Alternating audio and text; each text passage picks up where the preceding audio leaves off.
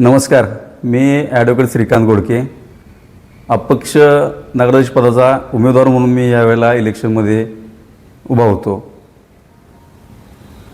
आजची पत्रकार परिषद ही ज्या पत्रकार बंधू भगिनींनी इलेक्शन कालावधीमध्ये अहोरात्री झटून एक देशाचा चौथा स्तंभ ह्या प्रकारे काम केलं, त्या व इलेक्शन प्रक्रियेमध्ये होणारे ज्या काय घडामोडी आहेत त्या अचूकपणे मतदार बंधूंच्या पशी भगिनींपाशी पोचवल्या, त्याबद्दल सर्व पत्रकारांचे मी मनशा आभार मानतो.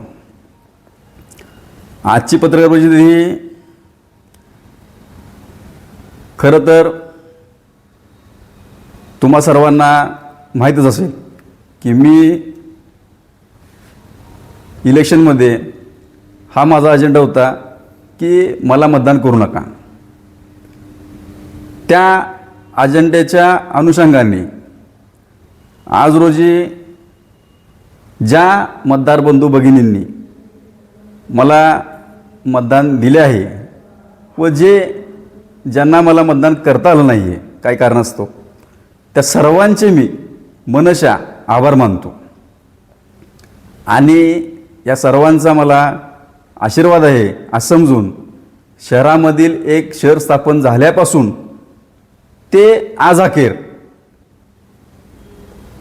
जो प्रलंबित विषय आहे तो हाती घेतोय. यामध्ये जो शहरातला रहदारीचा बाजारपेठेतला विषय, आता ती रहदारी जी आहे त्यामध्ये पार्किंग काढून किंवा नवीन रस्ता स्थापन करून किंवा नवीन रस्ता स्थापन करता येईल का, त्या ठिकाणीच करता येईल का, तर नाही आहे, शक्य नाही आहे. त्याकरता मी असा मार्ग काढलेला आहे की जुन्या पुलावरून पी.डब्ल्यू. ऑफिसकडून लेफ्ट मारल्यानंतर कोयना कॉलनी ते पाटण कॉलनी हा एक पॅच आणि पाटण कॉलनी ते 7 शहीद शुक्रवार पेठ हा एक पॅच जर का तुम्हा सर्वांच्या साथीने आपण प्रयत्न करून शासनाचा पाठपुरावा करून जर केलं तर कराड शहराला कोयना कॉलनी, पाटण कॉलनी, 7 शहीद शुक्रवार पेठ व डुबल गल्लीतून युटर्न मारून चौडी चौक आणि दत्त चौक असा रिंग रोड तयार होईल.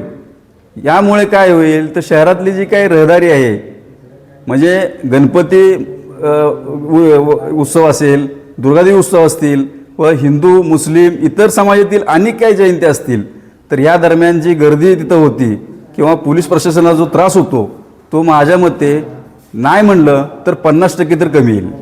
हा रोड निर्माण झाल्यानंतर मी तुम्हाला सांगू इच्छितो की शहरात 3 रस्ते प्राप्त होतील. म्हणजे मूळ रस्ता जो आहे कृष्णाका ते दत्त चौक, म्हणजे एस टी स्टँड बस स्टँडचा रस्ता, तो बाहेरील प्रवासी असतील, बस असतील, एस टी असतील, स्टँड रहदारी असेल, तो पूर्णपणे खुला राहील. 2 रस्ते जे आहेत ते पूर्णपणे आपल्याला वापरात घावतील. राहिला पार्किंगचा विषय, तर पार्किंग समस्या ही रोड स्थापन झाल्यानंतर बऱ्यापैकी कमी होऊन जाईल. तर मी इलेक्शनमध्ये उभा होतो किंवा मला पुढं इलेक्शन लढवायचं आहे हा उद्देश माझ्या अजिबात डोक्यात नाही आहे. मी चळवळीचा कार्यकर्ता आहे, मला कामाची आवड आहे, सामाजिक कामाची आवड आहे. त्यामुळे मी हा निर्णय घेतला आहे की शहरामध्ये जी काही मूळची अडचण आहे ती दूर झाली पाहिजे आणि या कामाला मी इलेक्शन झाल्यानंतर लगेच हात घालतोय. तुम्हा सर्व कराड शहरातील नागरिकांची साथ मला लाभावी, लोकप्रतिनिधींनी देखील ह्या कामामध्ये लक्ष द्यावं व शहराला एक नवीन स्वरूप मिळेल, रिंग रोड असं नाव त्याला देऊन 100% शहरातील बाजारपेठेतील व्यापारी वर्गांना हा प्रस्ताव मान्य असेल असं मी समजतो व थांबतो. जय हिंद, जय महाराष्ट्र.